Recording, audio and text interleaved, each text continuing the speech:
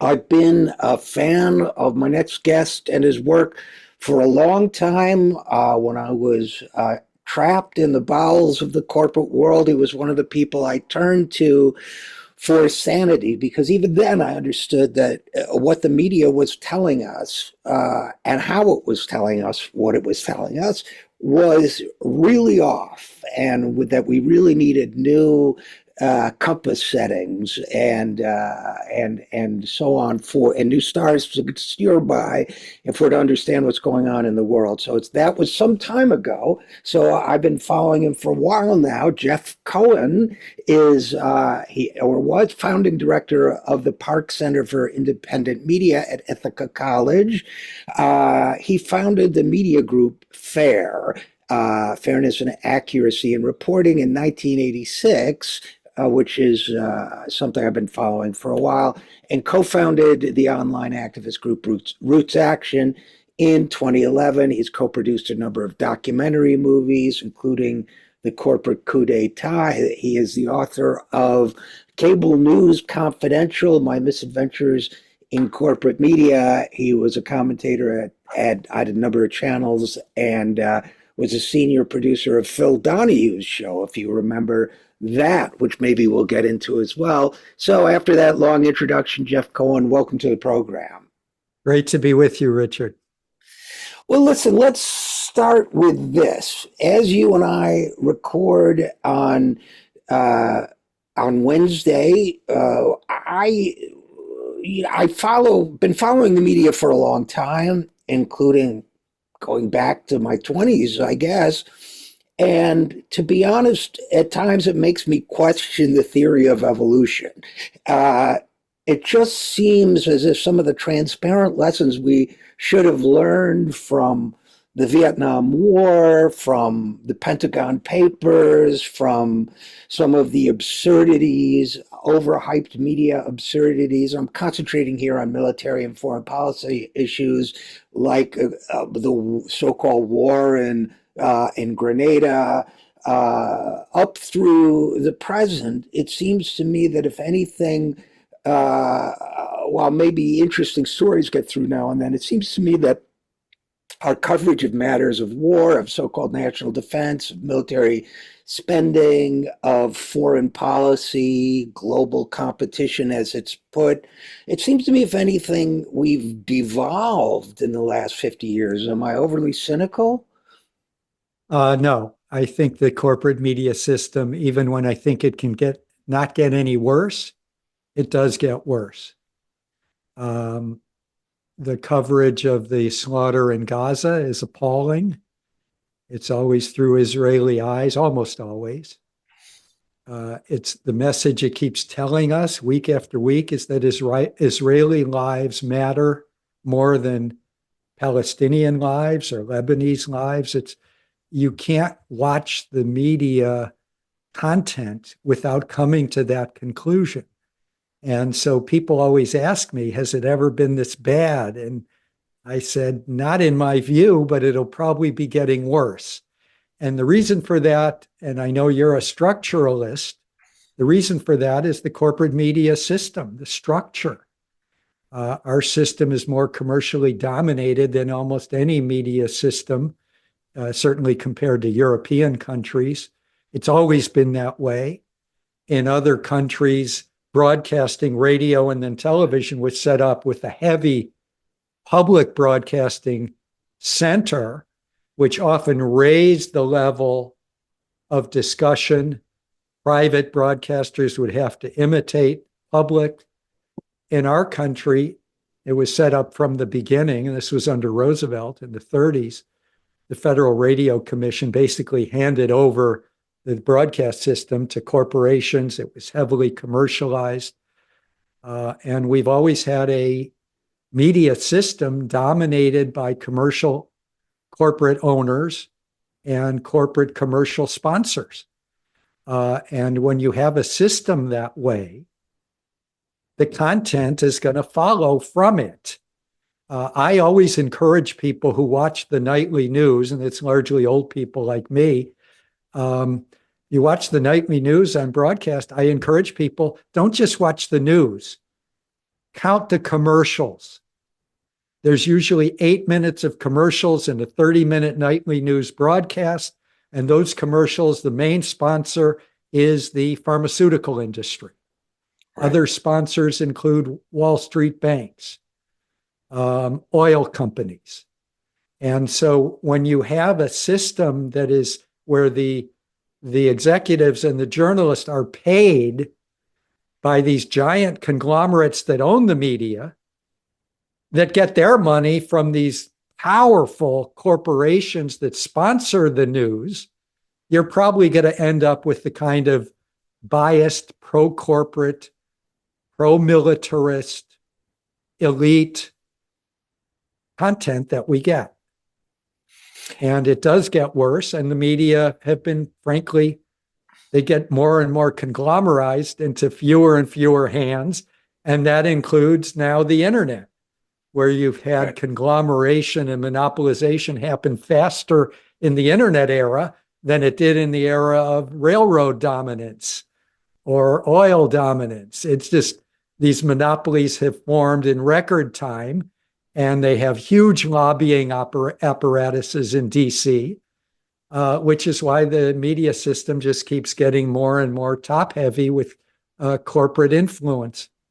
And one always wonders, I guess I can't speak for everyone, I have long wondered about what is, it's a loaded word, conspiracy. In other words, simply by that, I mean, people saying, well, don't talk about that, versus what Gore Vidal called a conspiracy of shared values, right? Where people are going to naturally succeed if they reflect the values that the corporate owners of media outlets prefer. And what always comes to mind for me in that is, I'm sure you know Bill Moyers, and Bill did an interview with Rachel Maddow a long time ago now, maybe 18, 20 years. And he talked about, he mentioned that MSNBC, its ownership, when he was talking about this corporate consolidation, and he talked about the ideas that didn't get discussed in the news, that didn't get reported. And Rachel kind of went into a huff and said that nobody has ever censored me or told me what I can and cannot say. And Bill, in his own way, with a little smile, said, I don't worry about censorship. I worry about self-censorship. And I guess I tell that story because I'm curious to know to what extent you think when we turn on, whether it's CNN or CBS or Fox or NBC, whether what we're seeing is that shared values thing that Bill was referring to, and to what extent it's just like, hey, drop it. Do you have any sense of that? Yeah. Oh, yeah. And I worked in mainstream TV news. It's not a conspiracy. It's a structural problem where the power is at the top, the corporate owners that hire the top executives that hire and fire the journalists. It's a strict corporate hierarchy. I learned that when I was at CNN and they were testing me to be the co-host of Crossfire from the left, a left-right debate show that usually was center-right, purporting to be left versus right. And I was one of the bona fide progressives they actually ever tested. And the executive in charge pulled me aside and let me know they were worried I would be too critical of the main sponsor of the show, which was General Electric. When I was at Fox News, memos would circulate telling people what to emphasize, what phrases to use. These are strict corporate hierarchies. And Rachel Maddow may say that she doesn't get told what to say or what not to say, but you can just study NBC and MSNBC's content and see what they generally avoid climate change. Right. No matter how many hurricanes and fires, when have they ever done a 1-hour special on NBC about this existential crisis that they won't do it? Everyone knows it. Part of it is the sponsorship. Most people who watch MSNBC have no idea who owns it. It's owned by this powerful multinational entertainment conglomerate, Comcast. which has powerful lobbyists in Washington lobbying for their positions that will never be covered by Rachel Maddow. I mean, FAIR did a survey on this where for a couple years, the Federal Communications Commission was blocked. It wasn't functioning because Biden had nominated a consumer advocate to join the Federal Communications Commission. And the main lobbyists who held that up for years were from Comcast, working hand in hand with the Fox lobbyists. And you couldn't get that mentioned, and FAIR showed that with other appointments that were being blocked by corporations, but generally by Republicans, that was big news. But when their owner was blocking an appointment, their owner's lobbyists, and, for years during Russiagate, where Rachel Maddow was the leading proponent and led millions of people to believe that Mueller was going to bring down Trump, which I think, more clear-eyed observers knew wasn't going to happen. But it was Russian oligarchs. We never heard about the oligarch who has total influence with both Republican and Democratic leaders, who's the CEO of Comcast. His name is Brian Roberts. He used to golf with Obama. When Trump was in power, Comcast was getting everything it wanted in terms of the weakening of net neutrality. And when Obama was in power, or Clinton, he was getting everything they wanted for Comcast corporate interests. Never mentioned on NBC or CNBC or MSNBC. So you learn what stories are okay and what stories could get you in trouble. When I hear Rachel Maddow give that kind of answer to the wonderful Bill Moyers, she knows full well before she got there why Phil Donahue and I were fired. Right. We were fired because we were trying to do journalism.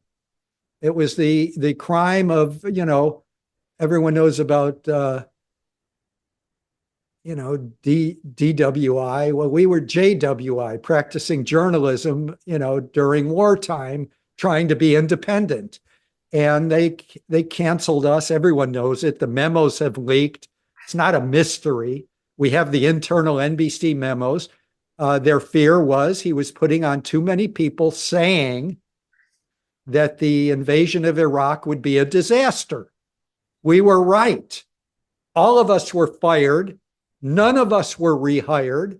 My career in mainstream television ended 3 weeks before the invasion of Iraq. So did Phil Donahue's. And those of us who got the story right were out of the system. And those who got it wrong, which was 95% of them, their careers flourished. So it's a structural problem. It's a structural problem. I looked at the executives and I had close contact with top executives at CNN, a little bit of contact at Fox, a lot of contact at MSNBC. And you look at those top executives, they couldn't report their way out of a paper bag. They aren't journalists. They're corporate executives. They're diplomats. They know how to please the owners. And so there are some very talented reporters, usually at the bottom, and producers. But the people at the top are toadies to the big corporations. Phil Donahue was always referring to them as the suits, or what are we hearing from Suitville? And when you work inside the mainstream media, and remember, I was already a media critic before I got into mainstream television news. And when I got in there, I realized it's worse than FAIR ever thought it was. Yeah. And it's because of that corporate power and the idea. And believe me, it doesn't happen a lot where a TV channel will cancel its most watched program, which is what MSNBC did when they canceled the Donahue primetime show. But when that happened, everyone in the newsroom, all of the hundreds of employees knew what had happened. And you just don't question U.S. war when the U.S. is moving toward a war. And You know that people, that could get you in trouble. yeah, and people learn their lesson from what happened to Phil Donahue and to you, from what happened to Chris Hedges, from what at the New York Times, what's happened to other people. A couple thoughts came to mind while you were talking about this, Jeff. One was I remember, well, first of all, when I started writing skeptical things about Russiagate, my invitations to appear on MSNBC vanished permanently, which was interesting, but and elsewhere as well, by the way. But I remember someone saying to me at the height of that in 2017, "Oh, that's right, you're a Russiagate skeptic." And I never forgot that because it was like, well, I'm an everything skeptic. I mean, this is journalism, right? Don't you? Yeah. Isn't that the job to sort of question what the government and other people tell you? But that's been lost. And along those lines, I wanted to say when you and Phil were fired in what was it, 2003, I guess, right? George W. Bush was president, so you could be pretty sure that if you wrote, as I did, and many of us did back then, about the folly of the Iraq war, that at least there would be many Democrats who would sympathize with you and agree with you and, support you.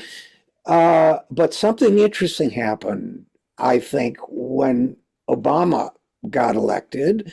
And this is when the sort of hawkishness invaded the progressive movement or infected the progressive movement, in my view. And I mean, I don't know why Rachel Maddow keeps coming up, but I remember when Edward Snowden revealed what he revealed, and the line from the White House was, "This is some 29-year-old kid. This is, and Rachel, of all people who I thought would be backing this revelation, everybody who loved Daniel Ellsberg, in the Democratic Party seemed to condemn Snowden, but except Daniel Ellsberg, who supported him.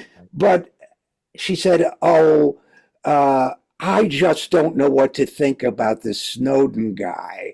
And my tweet back was, think what you would think if the president was Republican. But it seems to me that the party, I don't want to say tribalism, I think it's an ethnocentric word, but I can't think of another, that party identification on the part of Team Blue, among, as well as some other sociological traits we don't have time to go into, all of a sudden, it's like the Pentagon's cheerleaders are wearing blue instead of red. And I mean, they all do. But for me, this was, I should have known better, but a little disorienting. And it's disorienting to me now.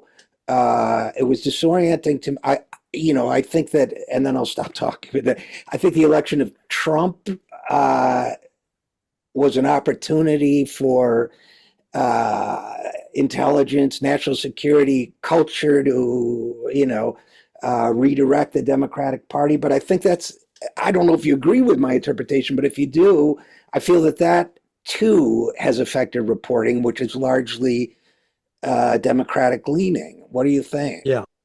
Yeah. Partisanship is not journalism. Right. As you say, journalists are supposed to be skeptical of power. That means both major parties, corporations, union leaders. That's what journalism is supposed to be in a democracy. But that's not what it is. And I wrote a column when Snowden, I considered him a hero, as did Dan Ellsberg. And on MSNBC, because it was a Democratic president, he was called a punk. He was a phony. He was a coward.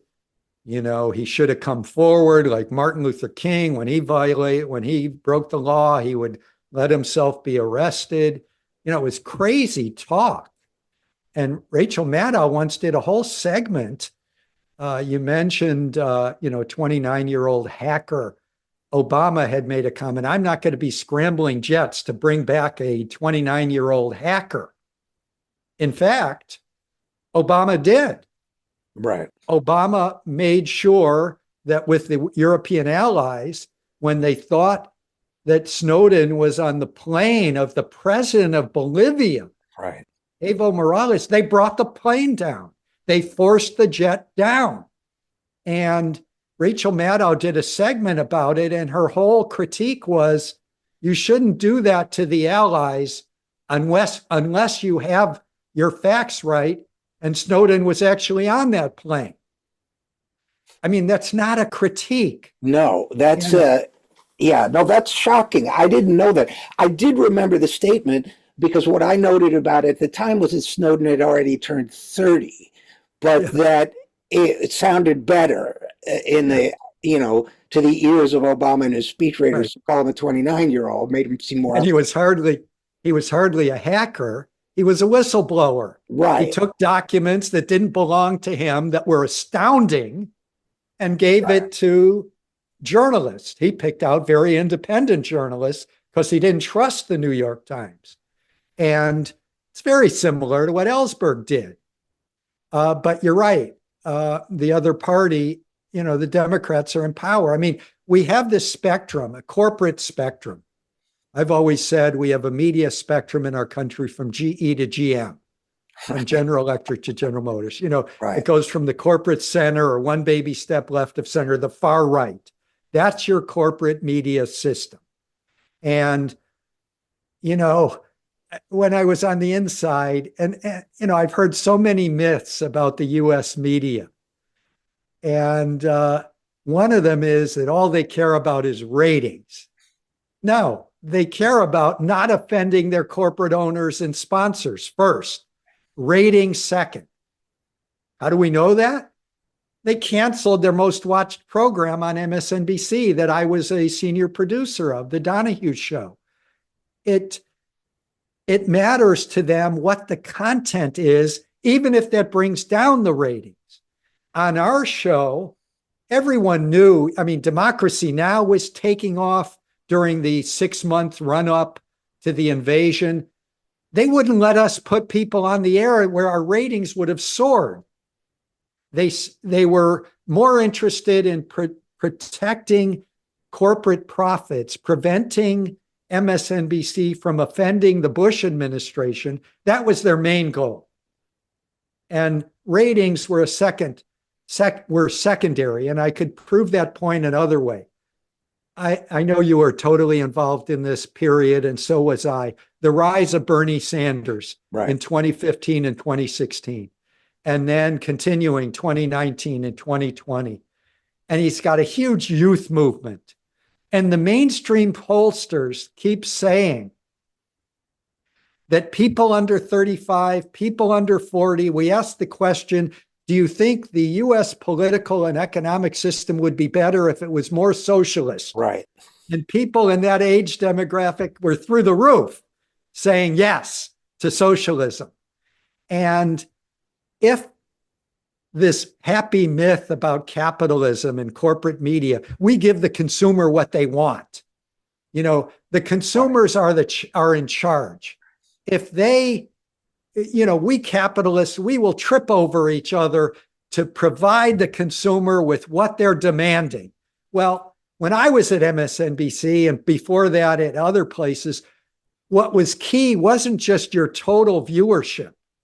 More important than your viewership total was the demographic, Right. the 25 to 54-year-olds. That's what advertisers cared about. So, when we had these Bernie upsurges that showed these young people that were sympathetic to socialism, there was not one channel, whether it was MSNBC, CNN, CBS, Fox, none of them went out and said, wow, the demographic, let's start hiring some socialist commentators. It just, obviously, it's not going to happen. Or even guests. Corporate. Even, in the network news wasn't that great in the 60s and 70s, but at least you had some radical leaders on there, newsmakers, people like that. Today, the guests, and I wanted to talk about this with you too, Jeff. And I guess we're focusing on MSNBC partly because it's purported to be the most progressive of them. And maybe they've changed their policy recently, but for years they would have, and they're kind of pro-war agitating, their guests were overwhelmingly, as with all televised media, news media, military by background, and they would have General so-and-so and Admiral so-and-so, but they would never mention that General so-and-so was now on the board of Raytheon, which would stand a huge profit if we intervened in X part of the world, and that Admiral so-and-so was deeply vested in Lockheed, on and on and on. So it seems to me that whereas, God forbid somebody come on national television, if it even happens,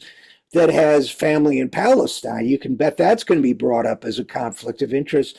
But all these guests that have these corporate affiliations, and they were treated like, well, they served their country in uniform, and so we should listen to them and not. No, they're hawking a lethal product. Isn't that part of all what we're talking about? Yeah. I mean, the main thing I teach media consumers is whenever you hear someone introduced as a former government official, they're lying to you. Whether it's NPR, PBS, everyone knows in media there's this gentleman's agreement that people only get identified by their government job, even if it was 10, 20 years ago. You're never identified by what they're doing now, which is far more important to the viewer. For example, in 2019, 2020, they bring on a guy to bash Bernie Sanders on CNN, Jim Messina. Right. Not the singer. No. That guy was good. Yeah. Anyway, go ahead. Yeah. Messina would always be introduced as Obama's 2012 campaign manager, formerly deputy chief of staff for Obama. These were jobs he had, 8 years, 10 years earlier. Right. And they would never say, Messina, now we're bringing you Jim Messina, a critic of Bernie Sanders, who is a corporate media consultant, whose clients include the Amazon pharmaceutical division, Google, Uber. This would be relevant when they're bringing someone on to bash Bernie Sanders. And the viewers would say, oh, I get it. Bernie is the most popular anti-corporate politician in our country. And this guy hates him because he works for corporations. But that's not how he's identified. Barry McCaffrey, the general who's been the main military analyst for decades, everything he said in the run-up to the invasion of Iraq was not just wrong, ridiculously wrong, laughably wrong, if it wasn't so serious for all the innocent people killed. And again, Bill Donahue and I get fired. McCaffrey keeps his career, and he's always identified as a former general. He was a general decades ago. Currently, like when the invasion of Iraq happened, McCaffrey said right after the invasion, thank God for the Abrams tank and the Bradley fighting vehicle. And the host, the interviewer, didn't point out, as they never do, that McCaffrey sat on the board of IDT, a military contractor that made millions of dollars for its work on the Bradley and the Abrams. And, it goes back, this is something FAIR has been showing for decades, and it's only gotten worse. You describe, the period of Russiagate, Trump's in power. MSNBC is giving us a steady parade of retired generals. Never are they identified by their corporate connections, which would be very relevant to the viewer. They're always identified as a retired general, even if they retired 10, 20, 25 years earlier. And you had the former CIA officials. So, right. We've had ridiculous conversations. I remember Jen Psaki, who was the spokesperson for President Biden, and then she got her show on MSNBC. And in that interim, she worked for West Exec, the military contracting and corporate consulting firm that was founded by Michelle Flournoy and Tony Blinken. And at one point she's a former employee of WestExec, this important corporate consultant firm. And she's interviewing former CIA Director Brennan, who's currently a principal of WestExec. So you had a whole conversation that was in the narrow confines of one corporate consulting firm, and the viewers have no clue that Jen Psaki worked for that firm and that the retired CIA director, because he was improperly introduced, and it goes back decades. You might remember after the Tiananmen Square massacre, where the Chinese government massacred the pro-democracy students who were actually singing socialist songs in Tiananmen Square, and they get massacred. And the one guy who's in the media defending China is Henry Kissinger. And he's only identified in the Washington Post, LA Times, CNN, former Secretary of State. That's it. But he was currently the head of China Ventures, the CEO of China Ventures, which was a company that got US businesses to do business with state enterprises in China connected to the Chinese government. Wouldn't that have been more relevant to explain what Kissinger? So that's the main message I would convey, Richard, to your listeners and viewers. When you hear CNN, NPR, PBS identify someone only as a former official, they're lying to you. They know they're lying to you. It's a gentleman's agreement. We won't introduce you by what you're currently doing, even if we have to reach back 5, 10, 20 years to your last government job. Somebody said, Henry Kissinger said something reasonable, which was out of character for him, after the invasion of Ukraine. And someone said, I wonder why Kissinger said something so reasonable. My answer was follow the money. You'll find the answer somewhere, some investment he has somewhere. But before we go, Jeff, just a note on media literacy. My fantasy would be an app. I'm not an app guy, but an app. When Jen Flournoy and Tony Blinken and Jen Psaki, or Michelle Flournoy, and Jen Psaki, and all these people are on the TV, that you could hold up your app and it would give you their corporate affiliations, stock holdings, and everything. That's my dream, right? But it's a great idea. It's a great idea. I mean, the closest thing we have to it is fair. That's what I was going to ask you about. Yeah. But you're right. There aren't a lot of people that appear over and over on television. It's round up the usual suspects, and they're almost always misintroduced. They're misleadingly introduced. And because there's so few of them and it's so much round up the usual suspects. I remember in the run up to the invasion of Iraq, we booked former U.S. Attorney General Ramsey Clark. Sure. And he talked about how the invasion would be immoral, it'd kill a lot of innocent, and it would be illegal. And we were pretty happy. He's an eloquent guy. I don't agree with everything the guy says. But the next morning, we hear from management that we'd screwed up. They said, Ramsey Clark is never supposed to be on this channel. And remember, this was 2002. It wasn't 1952 during the witch hunts. Right. And there was some sort of blacklist at MSNBC, NBC that we didn't know about. But yeah, I think that the key, I did independent media at Ithaca College. That's what I taught for 10 years. People need to turn off corporate media, including MSNBC, NPR, New York Times, and start turning on to independent journalistic media. There's been a boom in that. The internet has helped right-wing disinformation boom, but it's also helped independent journalist, fact-based news outlets grow. And there are things like levernews.com, The Intercept, Common Dreams, Truth Out, your shows, the Drop Site News now. Yeah, there's so many great that put journalism first. And as you mentioned at the beginning of this interview, skepticism first about power, That's what journalism in a democracy is supposed to be. And we learned when those internal memos leaked from NBC News about why the Donahue show was causing them problems. They said, Donahue represents a difficult face for NBC in a time of war. He seems to delight in presenting guests who are anti-war, anti-Bush, and skeptical of the administration's motives. Well, it was my understanding when I went into journalism, you're supposed to be skeptical of those in power, not cozying up to those in power. Well, we'll have to close on that note, but I encourage people to check out Jeff Cohen's work and fair.org, right? It's fair.org, F-A-R. Yeah, and my website is jeffcohen.org, and the activist website is rootsaction.org.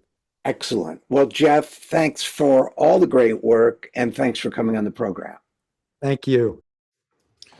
We depend on your support here at the 0 Hour, so please give whatever you can at any of the links you see on your screen. Thanks so much.